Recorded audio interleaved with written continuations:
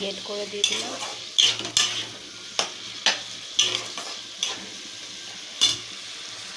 এর মধ্যে রয়েছে টক দই, ধনে, জিরে, লঙ্কা, হলুদ সব একসাথে মিক্সড করে দিয়েছি।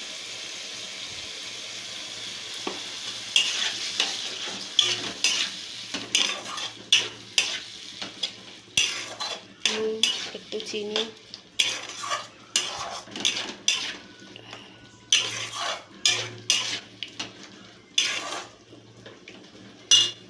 এর মধ্যে একটু কসুরি মেথি অল্প করে একটু ছড়িয়ে দিলাম ম্যাশ করে। তারপরে কষানো হয়ে গেছে। একটু গরম জল করেছিলাম আর ওই মশলাটা লেগেছিল বাটিটাতে, ওটা ধুয়ে এতে দিয়ে দেবো।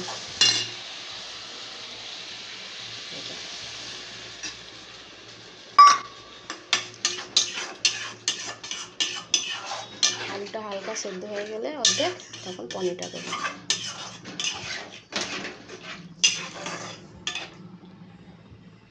পনির দেওয়াটা দেখাতে চাইছি, যে পনিরটা দিয়ে দিলাম। এখন আলুটা সেদ্ধ হয়ে গেছে, পনিরটা দিয়ে দিলাম। আলু এই যে অর্ধেক সেদ্ধ হয়েছে, এখন একটু বাকি আছে। দুটো একটু সেদ্ধ হলে একটু হালকা হালকা গ্রেভি গ্রেভি মতো হলে নামাবো। আর এই কালো কালোগুলো মেথি, কসুরি মেথি। ঠিক আছে, পনির তরকারি রেসিপি। আর এটা হচ্ছে এরকমভাবে হয়েছে পনির তরকারিটা, এরকম শুকনো শুকনো। আর করেছি হচ্ছে পরোটা। এই হচ্ছে আজকে ডিনার। চলো বাই, গুড নাইট।